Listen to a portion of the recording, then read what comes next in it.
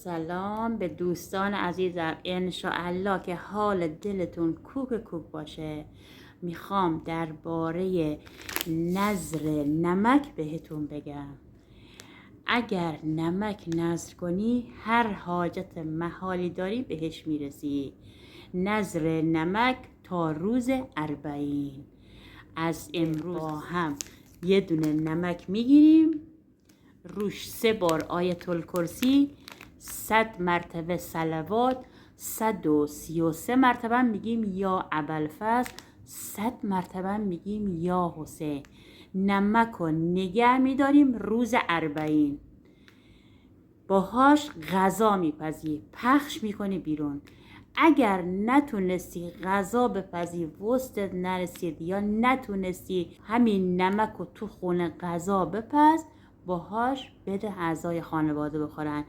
بریز توی ظرف نمک آشپزخونه‌ات، یک کمم بذار یه گوشه از خونه. ببین چه جوری برکت، رزق و روزی همه چی میاد برات. انشاءالله که با نذر نمک حاجت روا بشی. فقط باید نیت کنی و از ته دل بدون شک خودت بسپاری به امام حسین.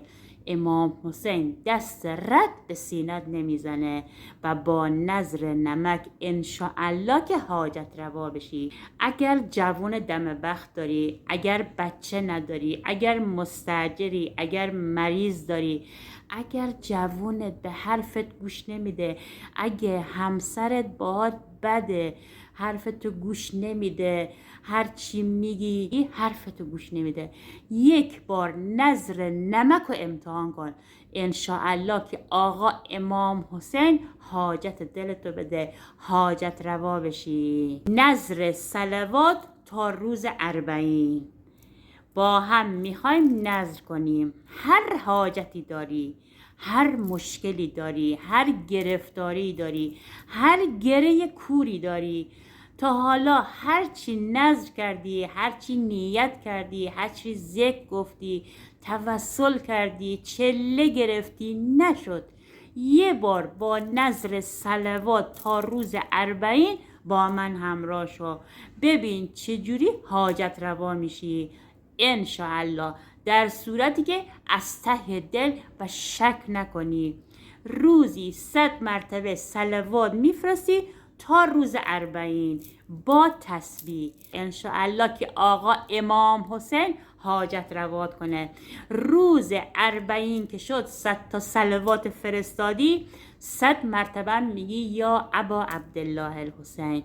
انشاءالله آقا امام حسین حاجت دلت بده، حاجت روا بشی.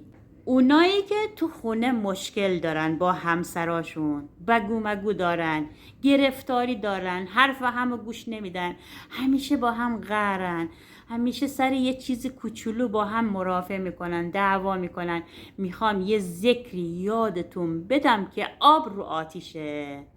یه لیوان آب وردار، روش 1001 مرتبه بگو یا ودود، 1000 مرتبه بگو یا عظیم، 100 مرتبه بگو الله اکبر و یک بارم آیات الکرسی رو روی این آب بخون، بده همسرت بخوره.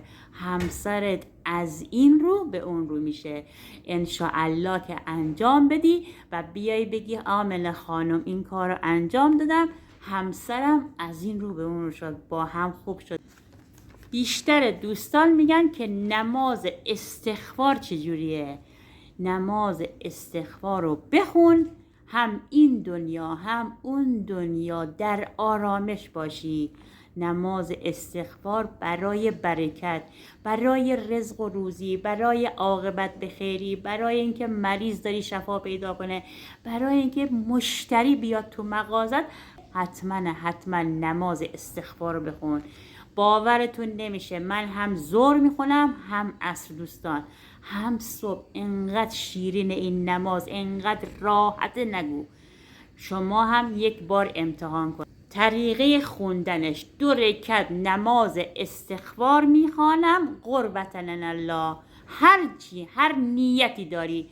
نیت من اینه که 2 رکعت نماز استغفار میخوانم برای عاقبت به خیری، محتاج کسی نشم، دستم و پیش کسی دراز نکنم. این نماز و بعد از نماز مغرب عشا بخون. رکعت اول 1 بار سوره حمد، 1 بار سوره توحید، 15 مرتبه میگی استغفرالله. میری رکوع، سبحان ربی عظیم بحمده، دوباره 10 مرتبه میگی استغفرالله. دوباره میای ایستاده میگی 10 مرتبه، دوباره میگی استغفرالله. بعد میری سجده، سبحان ربی اعلی و بحمده، 10 مرتبه استغفرالله. میشینی 10 مرتبه استغفرالله. دوباره میری سجده، سبحان ربی عظیم بحمده، دوباره 10 مرتبه استغفرالله. دوباره میشینی 10 مرتبه استغفرالله. بلند میشی، 1 بار سوره حمد، 1 بار سوره توحید، قنوت هم میگی، 15 مرتبه میگی استغفرالله. میری رکوع، سبحان ربی عظیم بحمده، 10 مرتبه استغفرالله. دوباره سرپا وای میستی، 10 مرتبه استغفرالله. میری سجده، سبحان ربی عظیم بحمده، 10 مرتبه استغفرالله. میشینی 10 مرتبه استغفرالله. دوباره میری سجده، اول سبحان ربی اعلی و بحمده، 10 مرتبه استغفرالله. میشینی 10 مرتبه استغفرالله. تشهد و سلام نمازو که دادی 100 مرتبه با تسبیح میگی استغفرالله ربی اتوب الی. انشاءالله خدا دستتو بگیره، حاجتت روا کنه. برای عاقبت به خیری بخونین که محتاج کسی نشین، هیچ کس به شما اینجوری چپ نگاه نکنه. امروز که سه‌شنبه است، میخوایم با هم آش بیبی سه‌شنبه نذر کنیم. روز اول که امروز سه‌شنبه است، 1 دونه رشته میگیری، نصف رشته رو میپزی، 3 تا کاسه، 2 تا کاسه، 1 دونه کاسه میدی همسایه. اگه همسایه نبود بده اعضای خانواده بخورن. نیت کن مشکل داری، گرفتاری داری، به سه‌شنبه سوم که رسیدی انشاءالله حاجتتو میگیری، حاجت روا میشی.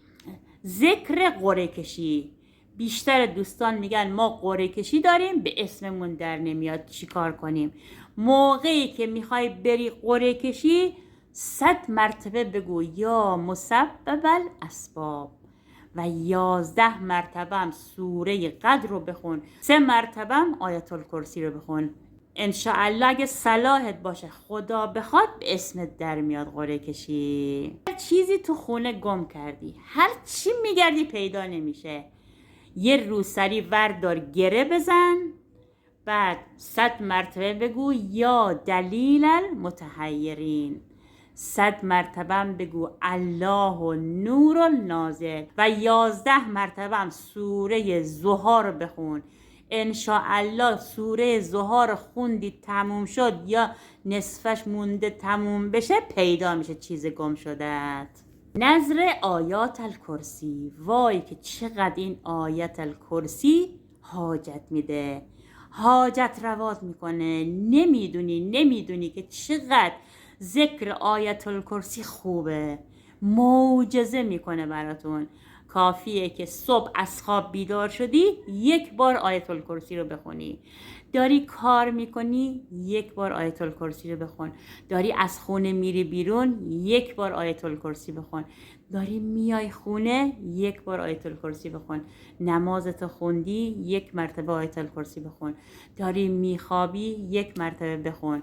انشاءالله انشاءالله انشاءالله حاجت دلت میده، حاجت روا میشی. 40 روز، روزی 14 مرتبه آیت الکرسی بخون، انشاءالله که حاجت روا میشی. اول نیت کن، 3 تا صلوات بفرست، 14 مرتبه آیت الکرسی رو بخون، دوباره که تموم شد دوباره 3 مرتبه صلوات بفرست. انشاءالله انشاءالله انشاءالله 40 روز نکشیده انشاءالله به 40 روز نکشه حاجت روا میشی. برای شفای مریض روزی 100 مرتبه بگو یا شافی.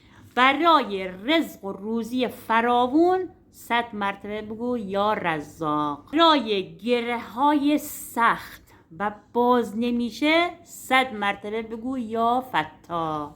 برای مهر و محبت تو زندگی 100 مرتبه ذکر یا ودود یادت نره. برای اینکه حاجت بگیری، حاجت روا بشی، حاجتت محاله، انشاءالله با این ذکر حاجت میگیری. یا وهاب. برای ثروت تو خون زندگی یا تو مغازه، برای اینکه وضعت خوب شه، پولدار بشی، بتونی برای خودت خونه بخری، بتونی برای خودت ماشین بخری، بتونی برای خودت هر چی دوست داری بخری، بعد از نماز صبح حتما بشین رو سجاده، هر کدومو 10 مرتبه بگو. یا قهار، یا فتاح، یا وهاب، یا عظیم، یا ودود. برای رزق و روزی فراوون نیت کن 40 روز سوره واقعه رو بخون. چطوری؟ بعد از نماز مغرب، میان مغرب و عشا بشین رو سجاده و 1 بار سوره واقعه رو بخون. اول 3 تا صلوات بفرست، بعد سوره واقعه رو بخون. وقتی که خوندی تموم شد 3 مرتبه هم سوره قدر رو بخون. نیت کن 40 روز ادامه بده، ببین که چجوری درهای رزق و روزی برات باز میشه. میدونین که ماه صفر یک کم سنگینه، میخوایم از سنگینی و بلایای ماه صفر در امان باشیم. اول که یه دونه هرز بگیر بذار تو خونتون. این هرز باعث میشه که هرچی مریض داری، هرچی گرفتاری داری، هرچی مشکل داری، گره کور داری، با یه دونه هرز که بذاری تو خونت همه مشکلات دونه به دونه حل میشه. اول ماه صفر هر روز صدقه بذار کنار، هر روز 3 مرتبه بگو الله اکبر، هر روز 3 مرتبه بگو لا اله الا الله، هر روز 100 مرتبه صلوات بفرست. انشاءالله که ماه صفر با خوبی و خوشی زودتر بره. اگر مریضی سختی داری، هر کاری کردی خوب نشدی، دوا درمون کردی خوب نشدی، اول یه دونه هرز بگی بذار زیر متکای مریضت یا تو اتاقش، سوره انعام براش بخون. شما رو در برابر بیماری ها محافظت میکنه. هفته 1 بار حتما سوره انعام رو بخون. برای چشم زخم سوره آل عمران چقدر معجزه میکنه. کافیه 1 بار سوره آل عمران رو بخونی برای چشم زخم و چشم نظره. ازدواج کنن. برای ازدواج یا خواستگار وقتی خوندی فوت کن به خودت، انشاءالله برات خواستگار میاد یا میری خواستگاری. چشم زخم و چشم نظر 4 قلو بخون. یه چیزی هم برای 13 صفر بگم دوستان عزیزم. 13 صفر که بیدار شدی اول صدقه بذار کنار، بعد 1 بار آیت الکرسی بخون، 1 بار سوره یاسین رو بخون و نیت کن انشاءالله که هر حاجتی داری خدا حاجت روات کنه. و این خرافاتی که میگن کلید بخر، لباس بخر، این میدونم چی بخر، اینا خرافاته. به جای این کارا قرآن بخونی، سوره یاسین رو بخون، سوره واقعه رو بخون، آیت الکرسی بخون، صلوات بفرست، صدقه بذار کنار، ببین که چجوری از در و دیوار برات میاد. انشاءالله که یک روز خوب و عالی داشته باشین. الهی آمین. روزگارتون خوش. التماس دعا.